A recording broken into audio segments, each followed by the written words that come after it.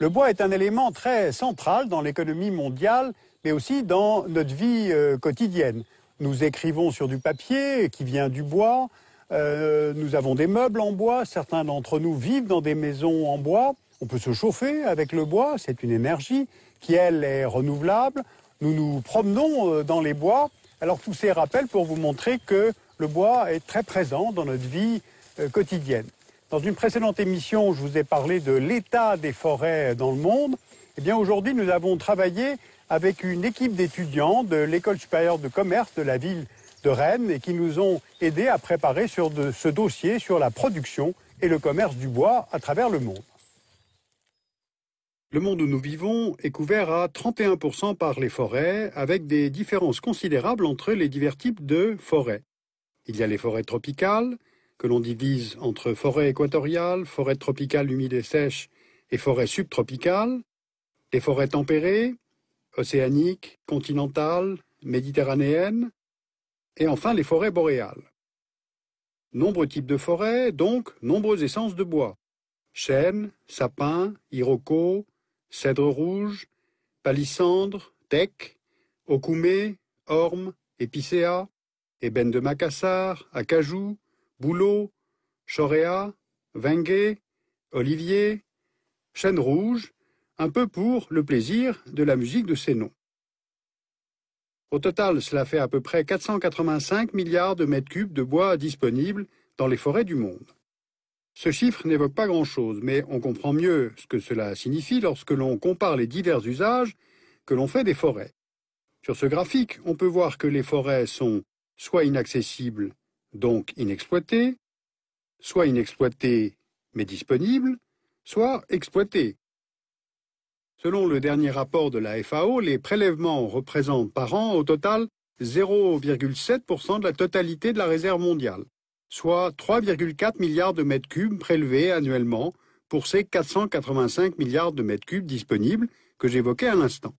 C'est donc en fait assez faible, il y a comme une sous-exploitation en regard de la production biologique annuelle des forêts.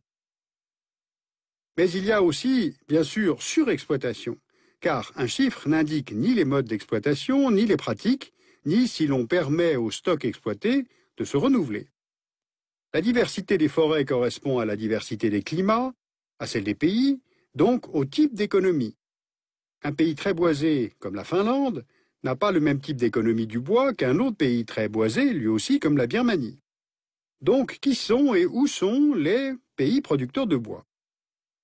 Il y a d'abord les géants forestiers pour la production de bois d'œuvre, que sont les États-Unis, le Canada, la Russie, la Chine, le Brésil, mais aussi l'Allemagne, la Suède, la Finlande. Et le bois coupé peut être commercialisé sous forme de bois rond, c'est-à-dire des billes de bois qui restent après abattage à leur état naturel. Ils sont utilisés bruts ou comme matière première industrielle, sous forme de sciage, de planches, de madriers, c'est-à-dire le bois issu d'une première transformation en scierie. Il y a aussi les panneaux, qui sont ces structures composées de plusieurs morceaux collés, et puis enfin les autres secteurs, notamment la pâte à papier et le carton. Eh bien tout cela, c'est ce qu'on appelle le bois secondaire, qui est destiné principalement à des usages industriels. Mais il y a aussi la production du bois dit primaire, qui est utilisé pour l'essentiel pour le chauffage ou pour faire la cuisine. Ce bois de feu vient, lui, surtout des zones tropicales, Afrique, Asie, où environ 80% de la récolte de bois part en fumée. Ce qui veut dire que, en sens inverse, seulement 20% des coupes dans ces pays sera utilisé comme bois d'œuvre. Là-dessus, une petite partie est exportée, ce sont les bois dits exotiques, palissandre, vinguet, teck. Ce sont des essences très chères, originaires des grands bassins forestiers tropicaux, de l'Amazonie, du Congo, de l'Asie du Sud-Est, et ce sont les marchés asiatiques qui sont et de loin les premiers importateurs de ces bois exotiques. Par exemple, aujourd'hui, environ la moitié des entreprises forestières camerounaises sont détenues par des groupes chinois, comme Vicwood, ou bien l'entreprise malaisienne Rimbuna Nijao est, elle, très implantée en Guinée équatoriale. L'autre phase du commerce du bois, ce sont les trafics. On estime que 20 à 40% de la production mondiale de bois est issue de filières illégales. Prenons le cas d'un pays comme la Birmanie. La forêt birmane est riche en essences rares, notamment le teck. Dans ce pays, la forêt couvre aujourd'hui 47% du territoire, alors qu'elle couvrait environ 70% de la superficie totale en 1948.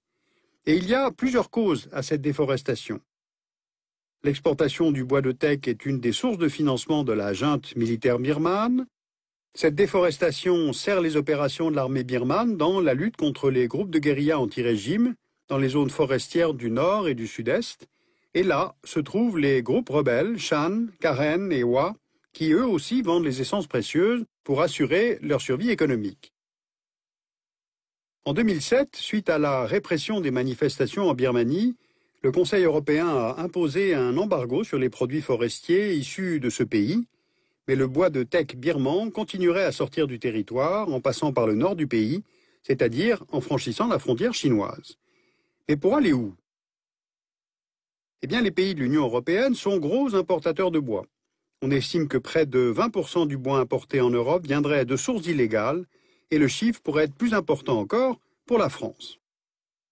Le bois exporté illégalement vient principalement de Bosnie, de Biélorussie, d'Ukraine, de Russie, de Chine, de Birmanie, d'Indonésie, de République démocratique du Congo, du Gabon, du Brésil, pour ne citer que les principaux. Mais comment la production, l'exportation puis l'importation du bois peuvent-elles être illégales? Comment savoir lorsque nous achetons une chaise de jardin en teck, dans un jardirama quelconque, si le bois dont elle est faite est là, légalement ou pas? Eh bien, un bois peut être illégal de nombreuses façons.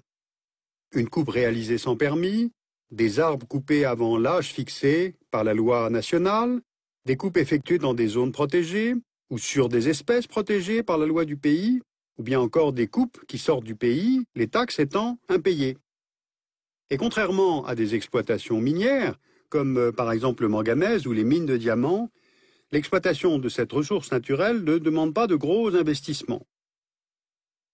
Ensuite, ces bois précieux sont issus de pays encore en développement, donc plus fragiles économiquement, juridiquement, où la corruption joue souvent un rôle majeur et à tous les échelons. Donc la coupe et l'exportation des grumes attirent des compagnies privées qui prennent possession de zones forestières et parfois en accord avec les autorités politiques du pays. Eh bien, tous ces éléments font que l'exploitation forestière illégale est très difficile à quantifier. Plusieurs outils juridiques ont été mis en place, tant pour contrer l'importation que pour faire cesser à la base l'exploitation illégale des forêts.